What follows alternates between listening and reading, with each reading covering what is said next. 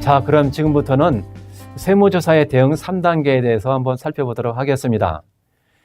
우리가 아무런 준비 없이 세무조사를 받게 된다면 어떻습니까? 당황되시겠죠?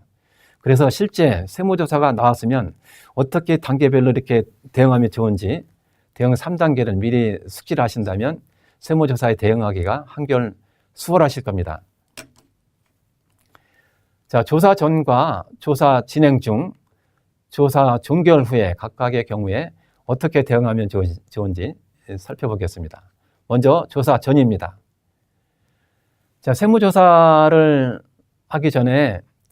시작하기 전에 조사관들이 사장님, 어떤 자료 좀 제출해 주십시오. 이렇게 자료 제출 요구를 받으신 적이 있으실 겁니다. 이때 어떻게 해야 될까요? 즉시 제출을 해야 될까요?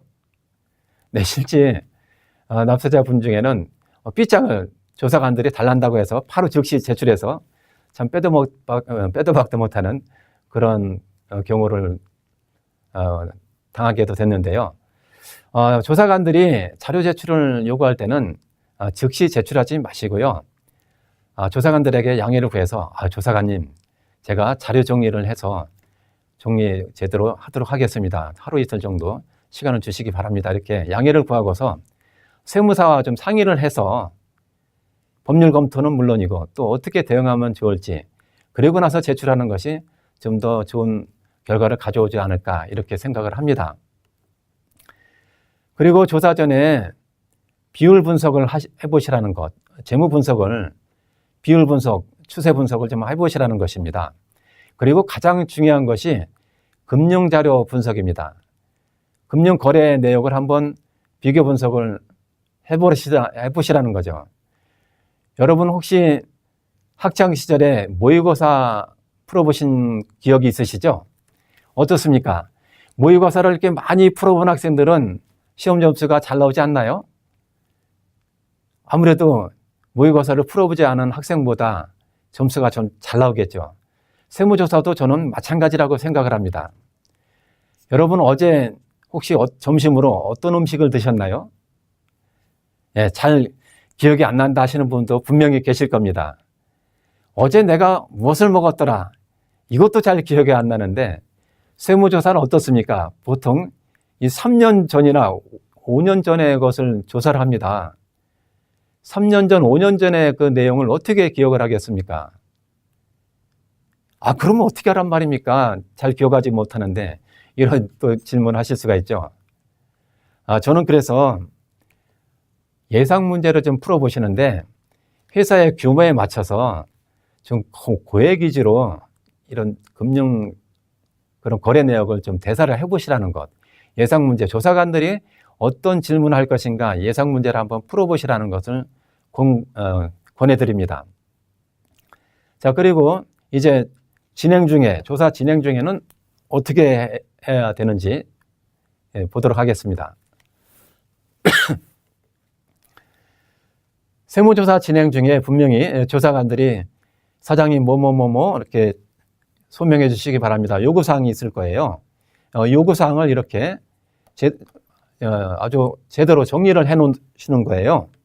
그 다음으로 할 것이 이 소명 내역도 이렇게 질서정연하게 잘 정리를 해 놓으시고요. 다음에 요구사항과 이 소명하는 입장에서 분명히 부딪히는 충돌 쟁점사항이 있을 겁니다. 이 쟁점사항이 무엇인지 잘 기록을 해 놓으시고요. 그리고 나서 하실 것이 이 관련 예규라든가 판례, 법령을 한번 찾아보시라는 것. 국세법령 정보 시스템에 들어가시면, 국세청 사이트에 들어가시면 굳이 세무사의 도움이 없더라도 본인이 직접 다 찾아보실 수가 있어요. 그래서 요구사항 기록해 놓으시고 소명 내역 기록해 놓으시고 그 중에 쟁점은 어떤 것인지, 관련 법령이나 예규나 판례는 어떤 것이 있는지 잘 정리를 해 놓으시라는 거죠. 여러분 적자생존이라는 말 들어보셨습니까? 적는 자만이 살아남는다, 이런 유머인데요. 이 진행일지를 잘 작성하시면 엄청나게 도움이 됩니다. 굳이 세무조사를 끝내고 나서 이 조사 결과에 불만을 품고 조세 불복을 할 때 세무사의 조력을 받지 않아도 할 수 있습니다. 이렇게 기록을 잘 정리를 해 놓으시면 누구나 스스로 할 수 있어요. 제가 이런 메모를 기록을 잘 하지 않았을 때 세무조사 수임을 하고 한참 지나서 납세자분이 저를 찾아오셔서 조세 불복을 해달라는 거예요. 그런데 그 세무조사 근거하고 이 관련 법령을 찾는데 제가 아주 애를 먹은 기억이 납니다. 이 기록을 잘 해놓으시는 것이 시간과 이 비용을 절감하는 것이다. 이렇게 강조를 해드립니다. 자, 다음으로 이제 조사가 다 끝났으면 종결을 져야 되겠죠. 조사 종결할 때 어떻게 대응하는지 한번 대응하는 것이 좋은지 보도록 하겠습니다. 자, 조사가 끝나고 나서 적지 않은 그 납세자분들이 발끈하시는 분들이 많아요. 아, 내가 뭘 잘못했다고? 내가 탈세를 했어? 아, 맘대로 하라 그래. 이렇게 발끈하시는 분들이 종종 있으시더라고요. 이렇게 발끈했을 때, 분노했을 때 내리는 의사결정의 90%가 잘못된 의사결정이라는 통계치가 있습니다. 실제로 제 친구 사업자가 세무조사 받을 때 발끈해가지고 맘대로 해라 그래 해가지고 실제 엄청난 손해를 본 친구가 있어요. 이 친구가 나중에 세무조사가 끝나고 한참 지나고 나서 저를 찾아왔어요. 너무나 억울하다. 조세 불복을 해달라. 그래서 제가 조세 불복을 했는데 어떻게 됐을 것 같습니까? 예, 기각되고 말았습니다. 제가 너무나 억울해서 소송까지 갔었는데요. 그 판결 이유가 이 세무조사 과정에서 입증되지 않은 것, 주장되지 않은 것은 신빙성이 떨어진다. 이 법원의 입장이 그렇더라고요. 그래서 세무조사 때 괜히 발끈해가지고 그때 손해보는 일이 없으셔야 되겠다. 조사관들에게 자문을 하면 됩니다. 제 생각엔 이런데 조사관님 생각은 이러니까 이거 좀 잘 절충해서 다시 한번 검토를 하시는 것이 좋을 것 같습니다. 이렇게 자문형 인간이 되셔야 되겠다. 저는 이렇게 생각을 합니다. 그리고 조사 종결할 때 또 주의를 하셔야 될 것이 소득 처분을 결정을 잘 받으셔야 돼요. 예를 들어서 법인세 조사 시에 비용을 부인하게 되면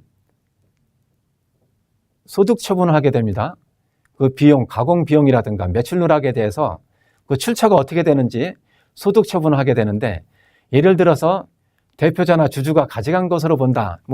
배당 처분하거나 아니면 상여 처분하거나 이렇게 처분하게 되면 법인세 추징은 물론이고 또 부가적으로 종합소득이 증가한 것으로 봐서 이 소득세도 또 증가가 돼요. 그래서 가능하면 조사관들의 융통성이 있는 상황이라면 소득 처분은 기타 사유이출이라든가 적어도 주주라든가 대표자가 가져간 것으로 보는 일은 없어야 되겠다는 것이죠. 소득 처분을 잘 받으시면 많은 손해를 줄일 수가 있다는 것이죠. 그리고 나서 세무조사가 끝나고 또 이 사장님들이 한 번 더 깜짝 놀라시는 경우가 발생하는데요. 세금 내기도 아주 벅차게 가까스로 세금을 추가 납부를 했는데 세금 고지서가 나와서 느닷없이 4대 보험료 정산 의료보험료 또 추가로 몇백만 원 나오는 경우가 있죠. 깜짝 놀랍니다. 예, 소득 처분할 때 상여라든가 이 배당 처분을 받게 되면 종합소득 증가한 금액에 대해서 또 소득세, 의료보험료 정산 금액이 추가로 고지가 됩니다. 그래서 세무조사 종결될 때 다시 한번 강조드리면 조사관들에게 자문을 구하시라는 것, 그리고 소득 처분을 잘 받으셔야 된다는 것을 다시 한번 강조드립니다. 세무조사 대응 3단계에서 조사 전과 진행 중, 종결 후 이 3단계로 나누어 설명을 드렸는데, 이 조사 전의 단계에서는 모의고사를 한번 풀어보시라는 것, 그리고 조사 진행 중일 때는 적자 생존, 기록하는 자만이 살아남는다. 진행 일지를 잘 작성하시라는 것. 조사 종결 후에는 발끈하지 마시라는 것, 그리고 소득 처분 잘 받으셔야 된다는 것을 말씀드렸습니다.